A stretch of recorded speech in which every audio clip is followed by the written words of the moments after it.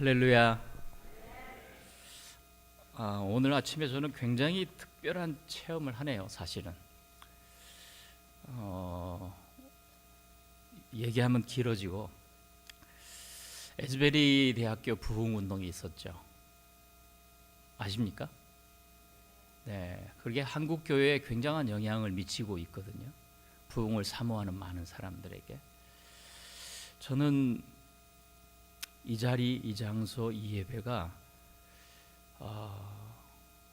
부흥이 일어나는 자리가 되면 좋겠어요. 여러 가지 사인들이나 징조들은 더 얘기하면 길어지니까 저는 그렇게 될 거라고 확신합니다. 우리 보잘것없는 우리를 하나님은 사용하시거든요. 뜻밖의 하나님은 어느 한 곳에 마음이 가난한 사람들을 통해서 일하시거든요.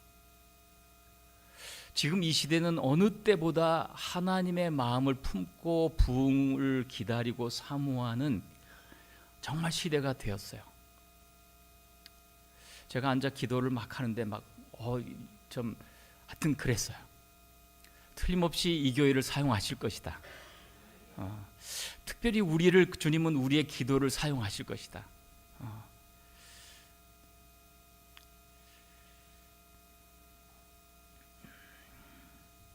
주 안에 있는 나에게 딴 근심이 있으랴. 제가 어렸을 때부터 우리 어머님의 찬송을 듣고 자란, 어머님이 제일 좋아하는 찬송이거든요. 늘 이 찬송만 들리면 눈물이 나는, 어머님이 얼마나 그 고난 속에서 신앙을 지켰는지를 잘 아니까.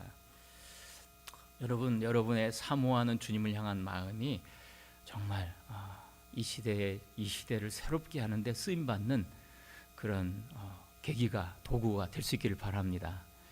폭풍의 상황에서는 힘도 권력도 지혜도 경험도 또 재물도 도움이 되지 못하는 걸 그때야 비로소 아는 거예요. 여러분, 우리의 환경에서 하나님밖에 없음을 고백해야 돼요. 우리의 인생에 하나님이 정말 나의 전부임을 고백하며 살아가야 돼요. 바울이 일어나서 이를 얘기합니다.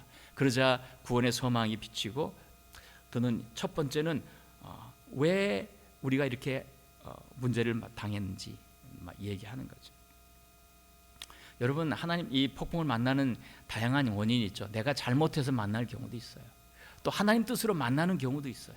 또 바울처럼 내 뜻도 아닌데 뜻도 알지 못한 채로 폭풍을 만나는 경우도 있어요. 주의 뜻대로 만나면, 순종하면 기적을 경험해요. 무리를 거르신 주님을 만난 것처럼. 또 내 잘못 때문에 이런 폭풍을 만났다면 회개하고 돌아서면 또 구원을 경험해요. 요나처럼. 근데 바울처럼 이렇게 내 뜻과 상관없이 폭풍을 만날 경우에도 오늘 본문은 바울은 이렇게 말해요. 한 절, 문제는 딱 우리가 왜 이렇게 됐는지 이거야. 그러나 5마디는 미래를 말해요. 문제의 원인을 말하는 건 한 절, 문제에 대한 대안을 제시하는 건 5절. 저는 이것을 1대 5법칙이라고 말하고 싶어요. 여러분 따라해 보실래요? 1대 5법칙. 1대 5법칙. 여러 가지 문제와 어려움이 생길 때마다 여러분 한 절 한마디로만은 원인을 얘기하세요. 그리고 5마디는 미래를 대안을 제시하는 거예요. 미래를 말하는 거예요. 여러분, 미래를 말하는 사람이 그리스도인입니다. 소망을 붙잡는 사람이 그리스도인이에요. 1대 5법칙. 늘 생각하세요. 어떻게 이렇게 확신 있게 이렇게 말할 수 있을까? 바울의 말을 들어보면 바울은 첫 번째 말 속에 확신이 가득합니다. 어떻게 말하냐면 내가 섬기는 하나님, 내가 섬기는 하나님, 이렇게 말하죠. 22절 보세요. 23절 보세요. 내가 속한 바 곧 내가 섬기는 하나님. 여러분, 깜깜하여 내일이 안 보일지라도 바울이 말하는 건 뭐예요? 나는 하나님께 속했습니다. 나는 하나님을 섬기는 사람입니다. 늘 이걸 기억하는 거예요. 한번 따라해 보세요. 나는 하나님께 속해 있는 사람입니다. 나는 하나님께 속한 사람입니다. 나는 하나님을 섬기는 사람입니다.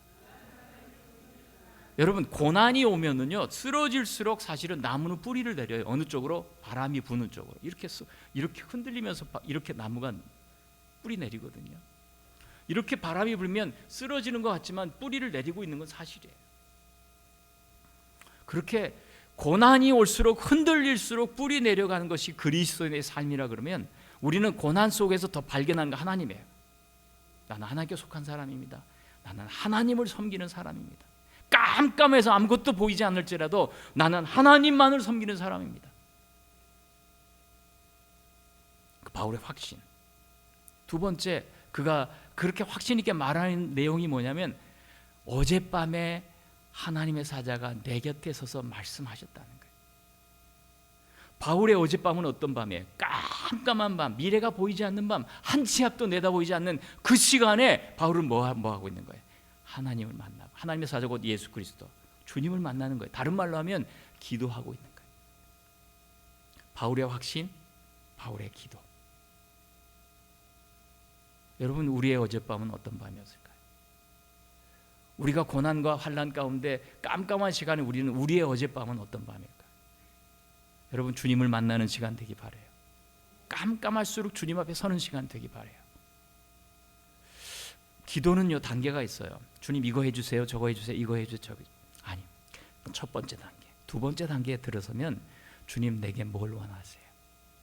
주님께 말씀하는 시간, 말씀을 아뢰는 시간이었다면 두 번째 단계는 주님의 뜻을 듣는 시간이 돼야 돼요. 대부분 우리는 인사만 하고 그냥 떠나요. 그러나 말씀을 하는, 고백하는 시간만큼 우리는 주님 앞에 말씀을 듣는 시간이 있어야 돼요. 바울아, 두려워 말라. 하나님의 뜻과 음성을 확인하는 시간, 그게 기도의 그 다음 단계. 여러분, 여기까지 갈 수 있기를 바랍니다. 그리고 기도 가운데 깨닫는 게 뭐예요? 바울아, 너가 가이사 앞에 서야 할 거야. 너는 여기서 죽지 않아. 이게 끝이 아니야. 너는 소명이 있는 사람이야. 너는 로마에 가야 돼. 자, 바울 확신, 바울의 기도, 바울의 소명.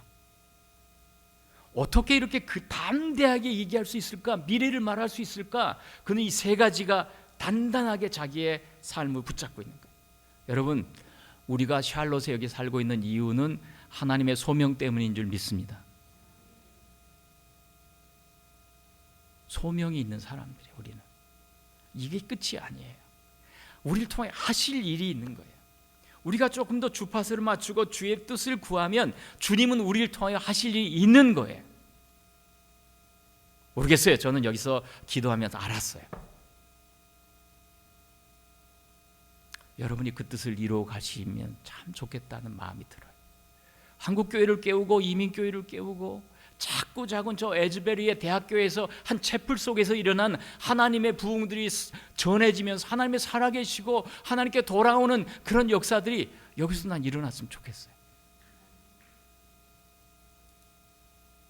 우리가 잘나서가 아니라 우리가 주님을 사모하니까, 우리는 소명이 있는 사람이니까.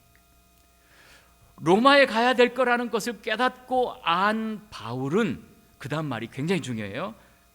여러분 안심하라. 하나님께서 말씀하신 대로 될 것이다. 그런즉 우리가 반드시 한 섬에 갈 거다. 굉장히 원어에 강조되어 있어요.